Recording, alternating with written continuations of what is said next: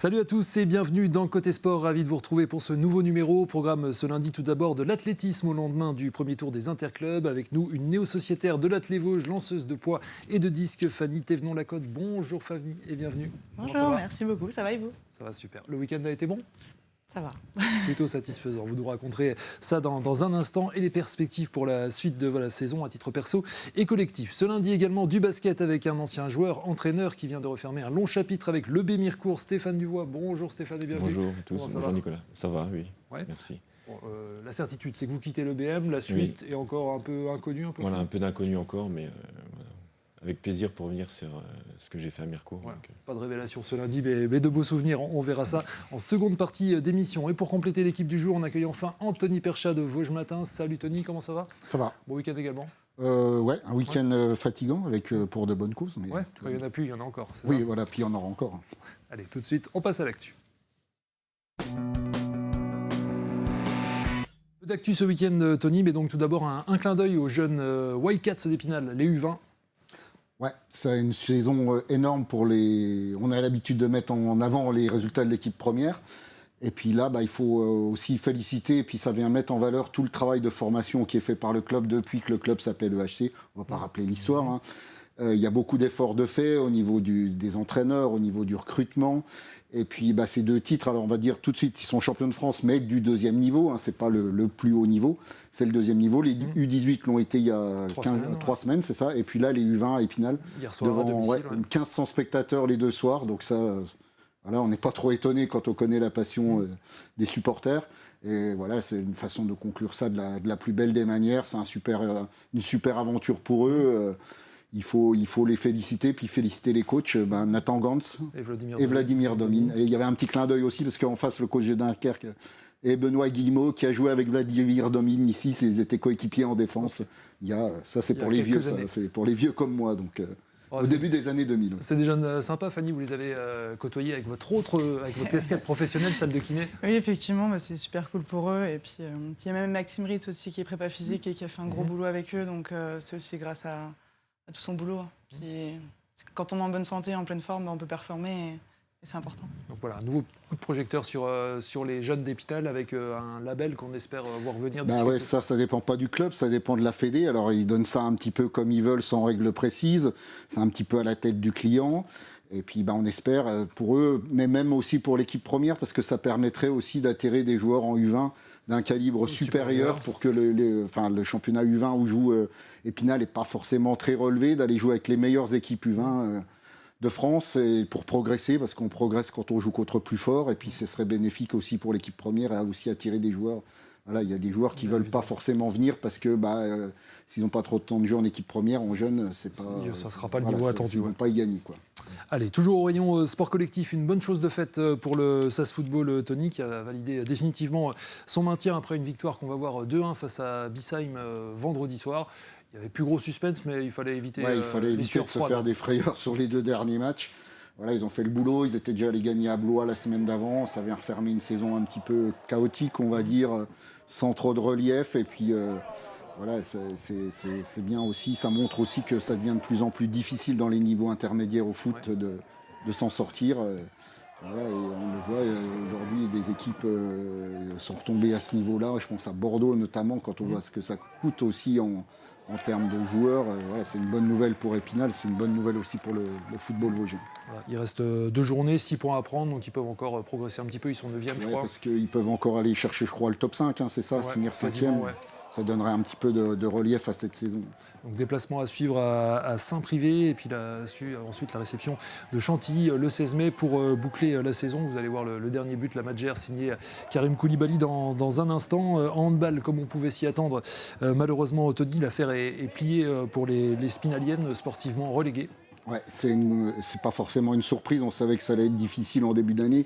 Là aussi, il y a une histoire de moyens, une histoire de... On voit que le club, au fur et à mesure des années, décline, perd de son éclat. Et puis c'est aussi dommage pour le hand vosgien parce qu'on va se retrouver... Alors j'ai essayé de rechercher dans ma grande mémoire depuis quand il n'y avait plus de club vosgien en championnat de France. J'en ai pas retrouvé, donc c'est pas bon non plus. Donc c'est globalement, quoi. Hein. Se retrouver en N3 territorial. Les garçons d'Épinal aussi sont en très grosse difficulté dans leur championnat d'excellence. Donc c'est pas très bon, et puis ça donne l'impression que le club décline doucement mais sûrement, quoi. C'est un coup dur pour le club et pour le hand. Fanny, vous avez porté un petit peu le maillot spinalien, vous jouez encore du côté d'Orambert. Ouais, après, j'étais surtout sur le banc, moi. Mais non, ouais, c'est vraiment dommage. Après, il y a beaucoup de cadres qui ont décidé de prendre un peu leur retraite ou de se mettre un peu en retrait, donc forcément, ça joue.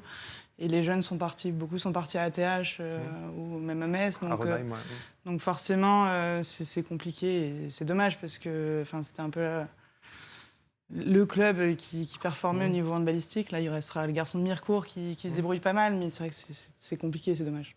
C'est important d'avoir une vitrine, Stéphane, pour un sport co. Ah bah oui, c'est sûr que c'est vrai que c'est important, oui. Mais en plus, pour mettre en avant son sport et puis son club... Il faut une vitrine, la formation c'est très très bien, mais c'est comme dans tous les sports et tous les clubs, s'il n'y a pas de vitrine, les partenaires ne viennent pas forcément. Oui, aussi, il faut réussir à attirer un petit peu ça. Mais on voit, vous êtes bien placé pour le savoir, que c'est de plus en plus difficile d'exister quand on est dans les Vosges au niveau national. C'est vrai. Ah oui, puis là, avec ce qui se passe depuis quelques saisons, nous en basket, ils resserrent le jeu. C'est de plus en plus dur, il y a 4 descentes à chaque fois, donc forcément le niveau augmente aussi. Ah, puis nous, on n'est pas dans les... Pas des moyens illimités non voilà, plus. Oui, vous êtes avec les Alsaciens aussi, voilà. donc c'est pas forcément les mêmes moyens. Oui, aussi. Donc, oui, puis on n'est pas réputé pour une grosse région basket en Lorraine, déjà, donc il faut le dire. Non, c'est dur, mais quand on donne du plaisir comme ça, on voit les jeunes du club qui nous suivent. Là, depuis le temps que je suis à Mirecourt, je le vois, ils sont tout contents quand ils nous voient jouer. Donc, et qu'on gagne, ça fait super plaisir. Donc déjà, si on assure un renouvellement chez les jeunes, c'est déjà pas mal. On passe sans plus attendre à l'athlétisme avec vous, Fanny. Et le premier tour des interclubs ce dimanche sur les installations du stade Robert Seyer à Thaon-les-Vosges. Un retour sur votre ancien terrain d'entraînement. Expliquez-nous, pourquoi ce changement de club à l'intersaison? C'est ça, du coup, j'étais revenue à Thaon une fois que j'ai commencé à retravailler ici. Et là, je suis repassée à l'AVEC parce qu'on avait un projet de faire en fait une équipe en coupe des lanciers pour aller en équipe en championnat de France au niveau automnal, et essayer de faire vraiment quelque chose de sympa. Et du coup, je me suis blessée à ce moment-là de la saison, donc on n'a pas pu le faire. Ça sera partie remise parce qu'en plus on a un bon mercato pour l'année prochaine. Il y a Charles Barléon qui revient, il y a Walter Gunningham aussi qui vient de signer au club, donc on a un gros groupe de lanceurs. Et ça peut être vraiment sympa pour les saisons à venir parce qu'on s'entraîne tous ensemble, ça se passe bien et faire à suivre. Ça représente quoi les interclubs pour vous, même si vous avez changé du coup de club là, ces derniers mois? C'est se mettre au service du collectif. C'est le but aussi, c'est vraiment de se fédérer, de connaître, parce que les Vosges c'est quand même un très gros club. On ne connaît pas tout le monde, on ne connaît pas les jeunes. Les jeunes peuvent côtoyer aussi. La Clémence, elle est venue, elle a marché au sein d'une séance, mais elle est quand même venue. Et je trouve que c'est vachement bien pour les jeunes. C'est-à-dire, on peut quand même côtoyer des athlètes olympiques. Je pense que dans pas beaucoup de sports, on peut voir des athlètes olympiques ici. Et c'est vraiment top. Et nous, on est là aussi pour ça. Et c'est toujours sympa. Moi, j'adore les interclubs. Clémence Beretta, bien sûr, qui est venue courir le 3000 alors qu'elle sera en République tchèque là, vendredi, c'est ça, pour un match international. Alors la particularité, comme depuis quelques années, c'est qu'on a regroupé tous les clubs vosgiens pour limiter les coûts. Il n'y avait pas de formation pour l'AVEC, pour l'équipe 1 de l'AVEC. On va y revenir dans un instant, à la différence des autres clubs, notamment le Estaon. On a eu Thibaut Kisslig par rapport au message qui nous a dit qu'il était plutôt satisfait du résultat, mais il va falloir batailler ferme. Je ne sais pas si vous avez regardé la N2A notamment. Oui, j'y étais l'année dernière. Donc l'année dernière, on avait fait 85 000 points. Là, il va falloir refaire à peu près la même chose, voire même un peu mieux au deuxième tour, sachant qu'en plus, il y a une épreuve en plus. Maintenant, il y a le 2000 steeple qui a intégré le planning. Et on a aussi plus d'essais, nous, en termes de lancer, ce qui est vachement sympa. Parce qu'avant, on était à 4, et c'est vrai que 4, c'est un peu juste pour construire un concours. Maintenant, on est passé à 6. Donc, il y a beaucoup de choses qui évoluent. Le 2000 steeple féminin va aussi beaucoup changer les choses. Donc on ne sait pas, ça va être un peu une année test pour beaucoup de clubs, je pense. Donc Thaon qui a fait 44 889 points à ce premier tour. Vous étiez en lice, on l'a vu sur le poids et le disque simultanément. Ça a donné quoi pour vous? Ça a donné, je lance, je change de chaussures, je relance, je change de chaussures, je relance. Ça pendant une demi-heure non-stop. Et puis après, j'ai eu mes 3 derniers essais au disque où j'ai pu faire que du disque. Mais c'est compliqué parce que j'ai pas du tout les mêmes dynamiques mentalement entre l'un et l'autre. Le poids, il faut que je sois explosive, le disque, il faut que je me calme parce que sinon ça passe pas. Donc du coup, c'est très compliqué. C'est pour ça que les perfs sont pas celles que je voulais. Mais ça reste quand même dans mes meilleures perfs de ma vie, entre guillemets. Donc je peux pas me plaindre non plus, mais ça amène à faire mieux. Le vent vous a pas trop gêné? On a vu que pas mal de bourrasques ce week-end, Tony. Du vent, Le vent est gênant au disque. Enfin, il faut super bien prendre le vent parce que dès qu'on le prend pas, le disque retombe. C'est ce qui s'est un peu passé sur Mégé, donc c'est pour ça que j'en avorte beaucoup. Au poids, c'est moins gênant, si ce n'est ça déconcentre et ça met plus de tension au niveau du corps. Mais à part ça, voilà, on fait avec. On va pas se plaindre. On a eu le soleil, on a des copains qui étaient à Reims et eux, ils ont eu la pluie tout le long, donc on va pas s'en plaindre.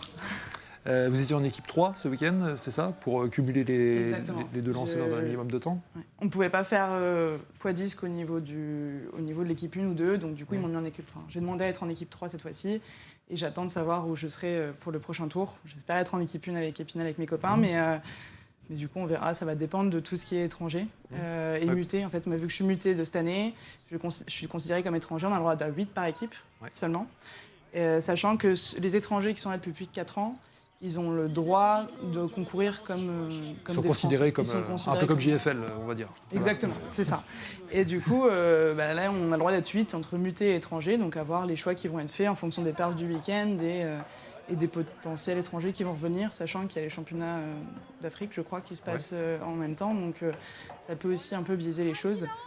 Et puis je crois qu'il y a même Diamond League à Shanghai, il me semble aussi, pour Hélène Parisot, donc on ne sait pas... Enfin, voilà, d'accord, c'est pas sûr que tout le monde soit là. On ne sait pas. Un peu la Tony. Hélène Parisot qui s'est qualifiée avec l'Orlais 4 fois 100 féminin, Tony. Ouais, pour les mondiaux. Alors on rajoute des épreuves, c'est un peu bizarre à l'athlétisme. Moi, je suis dans une vieille école où les... Parce qu'il y avait des épreuves mixtes, hein, c'est ça? Oui, aussi. Et puis on fait des pré-sélections pour les mondiaux, en fait, pour les relais, alors qu'avant, tout se déroulait pendant les mondiaux. Donc c'est un peu bizarre. Au Botswana, faire des épreuves. Mais c'est très bien pour elles. Elles ont raté peu la qualif sur le mixte, hein, je crois, c'est ça. Hein. Si je dis pas de bêtises, et puis voilà, c'est très bien. Ils ont été médaillés l'an dernier aux mondiaux, si je dis pas de bêtises, les filles, il me semble, non? Je sais plus si c'était les mondiaux ou les Europes. Les Europes, Troisième, il me semble. ouais. Europe, je crois, ouais. Donc voilà, c'est une continuité. Puis le relais français, le relais en France, on a toujours été spécialiste de ça. Donc c'est aussi des belles aventures collectives, le relais. Est plutôt sympa. C'est pas forcément les 4 meilleurs, les 4 plus rapides au relais qui vont au bout. Donc, La difficulté dans votre sport, Fanny, c'est que justement, il y a une dimension individuelle et là, on passe en collectif sur les interclubs. C'est ça, vraiment, chaque perf compte, qu'on soit champion du monde ou le petit cadet qui vient de commencer, en fait, à partir du moment où on a la même équipe, tout le monde compte et les points... Justement, finalement, les élites ont peut-être moins de points à gratter, entre guillemets, que les jeunes, donc c'est hyper important. Mais s'ils se loupent, ça peut coûter cher aussi. Voilà, on évite les bulles, je pense, c'est un peu l'angoisse de tout le monde, les bulles, donc il y a des épreuves plus à risque que d'autres, mais oui, c'est sûr que c'est plus de pression. Stéphane, vous êtes un peu obligé de suivre l'athlé, d'en pratiquer un petit peu avec votre casquette de prof de sport. Oui. C'était votre truc ou pas, l'athlé? Oui, non, pas. Moi, je suis plus sport coup, sport de raquette, j'aimais beaucoup. Ouais. Effectivement, on est obligé de passer par des sports de base comme l'athlé. Des fois, aux interclubs, on voit des gens faire de la marche et qu'ils ne sont pas marcheurs. Pour inscrire quelqu'un et pas perdre de points et pas faire un zéro. J'ai quelques exemples en tête. Et moi, dès que je peux, maintenant, je cours. Donc, je reconnais les bienfaits de l'athlé et de la course. Donc, déjà, après. Et puis dans l'athlé, il y en a vraiment pour tous les profils de sportifs. Fanny, vous avez 28 ans, vous êtes originaire de Arches, bien ça. Comment vous avez découvert la discipline, l'athlé et puis les lancers? Du coup, INSS, comme beaucoup. INSS, j'étais au collège René Cassin-Éloi. Et sur les compètes, donc on les faisait à Miremont. Et Pierre Beretta m'a dit, mais tu devrais venir. Du coup, voilà. J'ai commencé, puis j'ai décroché que de temps en temps pour les études, mais j'y suis revenue parce que je suis mordue de ça. Bon, l'année a très bien débuté pour vous, enfin la saison en version hivernale. C'est plutôt bien, ouais. Je fais première en N2 au poids et troisième en N2 au poids et je fais 10e aux élites, donc deuxième division. Donc finalement c'est comme le hockey, c'est la deuxième division en dessous de la Magnus. Ouais. Et du coup si j'étais en Magnus, on va dire ça fait 10e quoi. Pour les fans de hockey. Bonne comparaison. J'ai tout compris, je connais le mais voilà, c'est facile. Du coup je fais 1 et 3 et j'ai commencé blessé et je finis sur le podium à chaque fois, sur les deux, en N2 en tout cas, donc c'est cool. En N1, vous pourriez viser quoi du coup si vous êtes aligné avec la première de l'AVEC? Et du coup, le but, ça sera surtout la performance collective qui va compter. Donc le but, c'est de se maintenir. Et ça va être peut-être compliqué, je sais pas. Ça va dépendre des forces en présence ou non et des absents. Ouais. Après, à titre individuel, le but, c'est de refaire 14 mètres. et puis après, ça va dépendre de qui vient là. Mais je crois qu'il y a des étrangères, la championne du luxe, qui doivent venir. On est à peu près au même niveau. Et normalement, elle est devant. Mais je suis compétitrice, donc on va essayer de faire... la meilleure perf possible. Ouais, vos meilleurs perfs, justement, 14,18 m au poids, hein, c'est bien ça, C'est ça. et 44,90 m au disque, on ne l'avait pas encore précisé. Vos prochains objectifs après les interclubs, ça sera quoi, à titre perso, du coup? À titre perso, première grosse échéance, ça va être les Open. Donc les Open de France, c'est un peu la deuxième division, mais étrangers peuvent participer, contrairement aux élites où il n'y a que les Français qui peuvent participer. Déjà de refaire des perfs là-haut, et puis derrière, j'aimerais me qualifier aux élites, mais c'est un peu plus compliqué parce que la densité augmente et on verra bien. Donc là, ça ne marche pas à la perf, ça marche au cumul des bilan. points. Ouais. En fait, c'est au bilan. Nous, on a un bilan qui est mondial et français, en fait. Donc, on sait à peu près où on se situe. Autant sur le ranking mondial, il y a plusieurs perfs de compter, autant sur le bilan français. Chaque perf de chaque week-end est référencé, en fait. Et ils prennent les meilleurs pour les championnats de France. Bon, ça sera un gros rendez-vous, en tout cas, dans 2-3 semaines maintenant à Épinal. Hein, Tony, c'est France pour... c'est cette finale nationale-là, pardon. Ouais, 17 mai, hein, c'est ça. 17 mai. Les Dans 2 semaines. Ouais. Dans 2 semaines. Le rendez-vous est pris. Merci beaucoup, Fanny. Vous Merci restez à avec vous. nous, bien évidemment. Tout de suite, une virgule, et on parle de basket. À nous, Stéphane, pour revenir sur ces 13 années au sein de l'Effort Basket Mirecourt en tant que joueur et entraîneur. Quelques images tout d'abord de votre dernier match et cet hommage il y a 15 jours maintenant en salle au Clos Dakar. Vous aviez fini sur une bonne note à domicile. Oui. Malheureusement, ce week-end a été plus compliqué du côté de Bon, Ringside. ça reste anecdotique. Hein, Ouais, bien sûr, vous étiez maintenu. Voilà. L'essentiel était fait le week-end là, le dernier à domicile. Donc, et puis j'ai senti dès cette semaine que les joueurs, c'est long une saison, donc il y avait du relâchement. C'était sûr que ça allait être dur parce qu'en plus on jouait une équipe qui n'était pas maintenue officiellement, donc ça s'est vu tout de suite très compliqué. Ouais. Bon, on voit les images du match d'il y a 15 jours, du coup, enfin d'il y a 10 jours. Oui. Il y a eu beaucoup d'émotions là, oui, beaucoup, dernières oui. minutes. Ouais, j'ai même eu peur au début du match parce que j'ai versé quelques larmes quand même à la présentation des équipes. Là, j'ai eu un bel hommage aussi. Donc, Ouais. mais voilà, ça, j'ai plutôt maintenu parce qu'une fois qu'on est dans le match, on est dedans et du on coup, décroche, ouais. voilà, on décroche. Et puis là, j'étais bien concentré. Mais...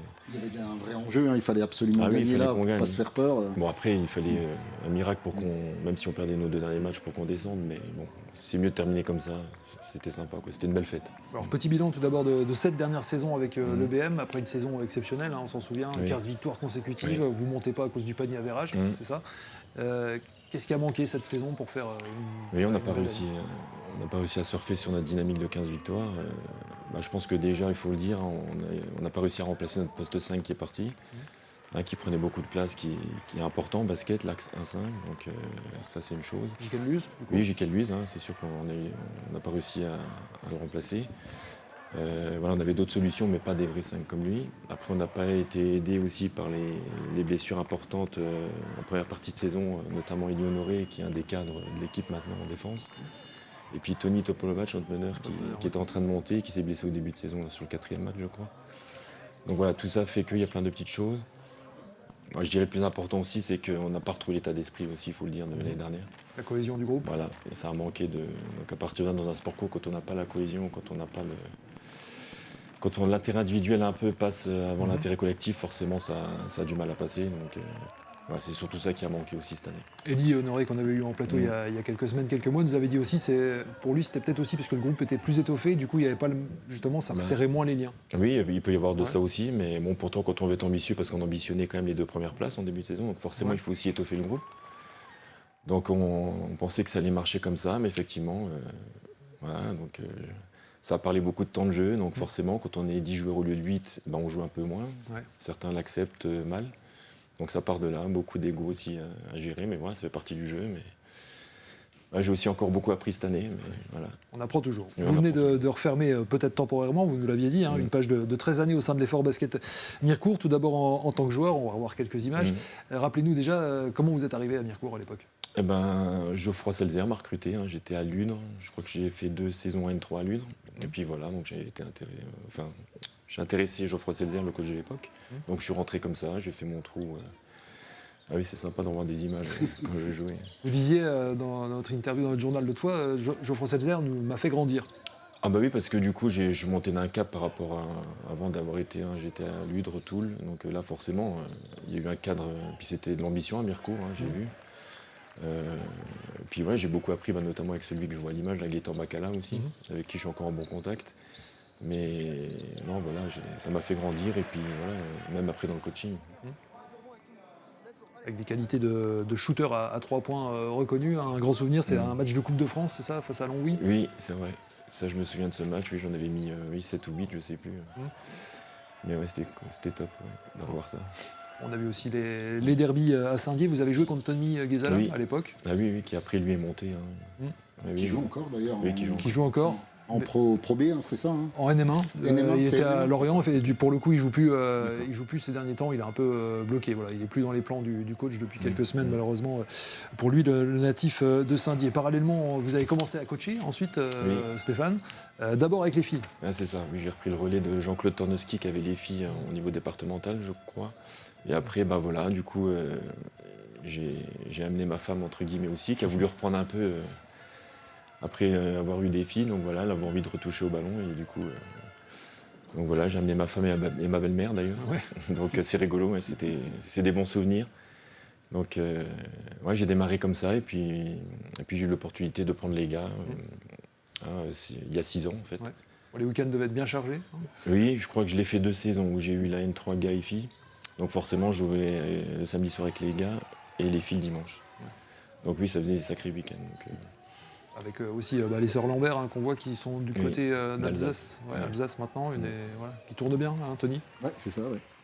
Elles ont bien évolué, hein. Elles ont pris leur envol à Mirko parce qu'elles ont joué, elles étaient toutes jeunes chez vous. Alors Lisa, moi je suis content. Elle venait de Chavelot, c'est ça? Oui, elle venait de Chavelot, mais Lisa avait déjà un club pro avant, mais ça se passait pas bien, donc elle a voulu reprendre la confiance avec nous. Donc heureusement ça s'est bien passé. Maintenant c'est une cadre en N1 là. Ouais. Du côté du BCNA, donc c'est bien. Vos filles ont pris la relève. Oui. C'est ça, Stéphane, elles étaient à l'EBM à l'époque, et là ça grandit bien aussi. Oui, ça grandit, oui. La grande, moi justement, on a appris ce week-end qu'elle a joué dans le Nord pour la poursuite de son championnat de France en U18. Donc elle s'accroche, elle est aussi motivée. Et puis la deuxième, elle est toujours à Chavelot. Donc on verra pour la saison prochaine. Vous l'avez dit avec les garçons, il y a eu des moments marquants. L'année dernière, bien évidemment, avec cette série de 15 victoires, c'est peut-être pas inédit, mais en tout cas, ça n'a pas été souvent fait. Je crois qu'au club, si, c'est peut-être l'un des... Pour le club, ouais. En championnat de France, oui, ça doit être mon petit record, c'est sympa, mais oui, j'ai eu plein de beaux souvenirs.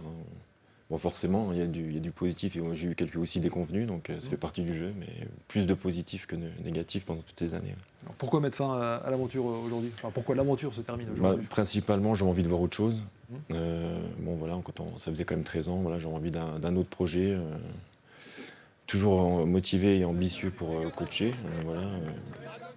Alors, probablement une autre équipe en championnat de France. Masculine ou féminine, j'avais le choix, mais on verra la suite. Mais j'ai envie de transmettre ce que j'ai appris à Mirecourt ailleurs. Et justement, vous parliez garçon-fille, vous n'aviez pas de préférence? Pas de... non, comme j'ai eu les deux, non. Ça peut être fille aussi, tôt ou tard. Donc, il y a des avantages et des inconvénients dans les deux. Donc, moi, j'ai beaucoup aimé l'état d'esprit fille aussi, où on sait que le groupe est plus important que chez les gars. Oui, chez les garçons, on peut faire la part des choses sur un terrain, ne pas être bien avec quelqu'un, mais sur un terrain, c'est autre chose. Alors que les filles, c'est important d'avoir ce... Que ça vit bien, oui, confirmé. Oui. Donc, non.